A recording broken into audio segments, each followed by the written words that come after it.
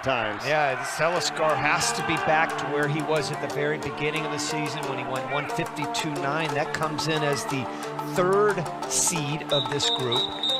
Mazzios was considered the favorite, and now I definitely give the edge of Scott, at least based on 1 week ago.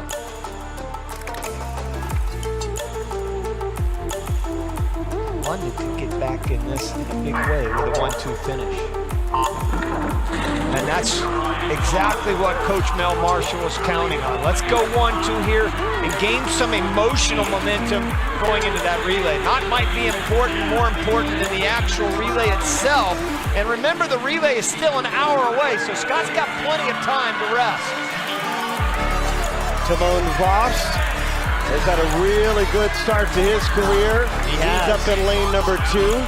Boy, 23.8, LA is going 1-2 right now. That's very fast. That is about a second faster than Voss has been all season going out. Certainly the Rabbit. And again, at the moment, LA and London separated with 4 lanes in between them.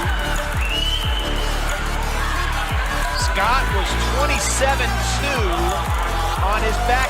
27.8 there, so he's come back a little bit to the field, which gives Mazzios a bit of a head start here, because Mazzios might have the slight advantage on the breaststroke. They were dead even on the semifinals, but Scott has the advantage on the end. But right now, look at Seliskar go.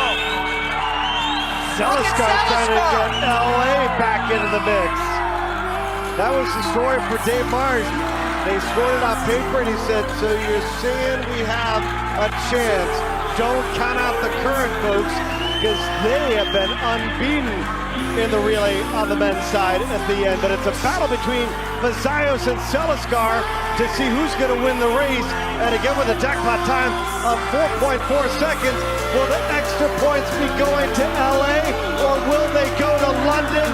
Seliskar is going to hold them in for LA. He gets the win.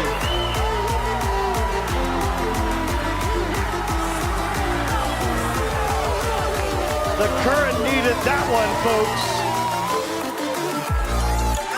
Well, as much as London needed it, so did LA.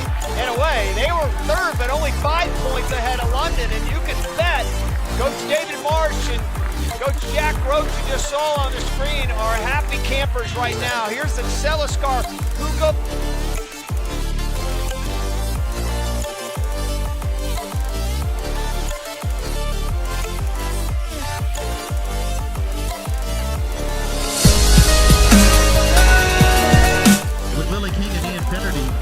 First school ever to swim sweep all 4 breaststroke events, women's and men's championships. They can do it again this year if Finnerty wins. Now Seliskar, at some point last summer, he flipped the switch, and suddenly he started fulfilling the promise that we thought that he could fulfill a long time ago. Collegiately, I mean, obviously he's always been here. Winning events, but now internationally what he's been able to do, and he's got great pullouts. This is going to be a race. This is another heavyweight boxing match that we thought was going to happen in the 200 freestyle with him and Tally Haas. It didn't quite work out that way. This is another one of those. Seliskar, Finnerty, and don't forget the freshman, Max McHugh, up there in lane number 3. Yeah, what a great 100 breast McHugh in third. And then you've got Reese Whitley in lane number 6. Seliskar's count teammate, bright future, the 6'9" kid from Philadelphia. He finished 4th in the 100 breast. And the thing is about these freshmen, Whitley and McHugh, the 200 might be their better event. It certainly is for Whitley. So these guys are going to be there a long time, but I really think it's going to come to seniors right there in the middle. White cap, Finnerty, Seliskar with a yellow cap, 51-7, 51-9, 51-7, 51-9 for Seliskar. Seliskar on his latest leg, overtaking Finnerty. Seliskar in the yellow cap, Finnerty in the white cap, just below him from Indiana. Seliskar, of course,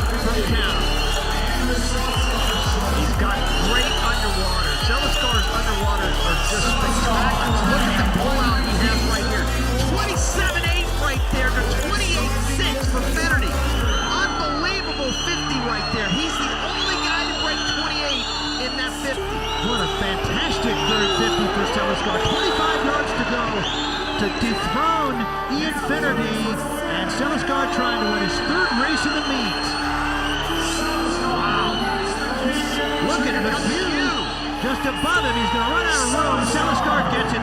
148.7. That's the fifth fastest swim in history. And Seliskar is the third fastest ever in this event. And he has won his third race of the meet. I don't know who I'm going to choose for a swimmer of the meet. How do you make a choice between Andrew Seliskar and Heath Barrett? How about co-swimmers of the meet? Oh, that's just a tough choice.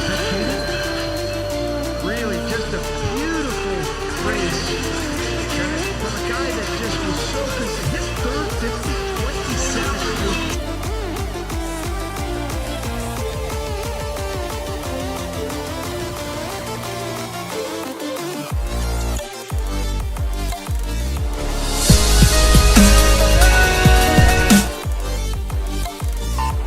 So fascinating that Seliskar double up on his fabulous prelim swim in 4th to Peroni.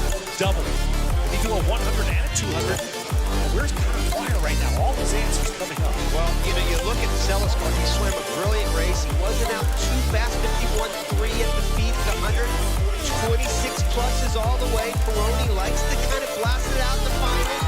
Haas also is out there. You can see him right there, virtually touching virtually together. Haas right there in lane number 2. Peroni up there in lane number 5. Haas is wasting no time. This is a guy that has the fastest time in history in the 200-yard freestyle. He broke Blake Peroni's record. Only two guys ever to break 130 in the 200-yard freestyle. Very fast, 50.6 on the feet. Well, these are the two. Haas and Peroni went 1-2 in last summer's Nationals in Indianapolis. They are in that position here with Dwyer. What you see in the middle, Seliskar starting to push. Yeah, and I see Haas starting to come back a little bit. Doesn't have quite the tempo as he did in the earlier part of this race, and he breathes away from everybody else coming home. A little long on the turn, and Seliskar takes the lead now. And what a great turn by Seliskar. How about that 50? Seliskar shoots into the lead. Peroni had the best last 50 in the prelims. He's not out of it, and he's up there in lane 5, right ahead of Seliskar. Connor Dwyer trying to push in 3, but it's Seliskar. Can he hang on coming to the wall? Here comes Peroni as well. Seliskar will get there. It is Seliskar who wins it. Peroni second and Dwyer third. Seliskar swam the third fastest time in the world this year in the prelim, and he just beat it.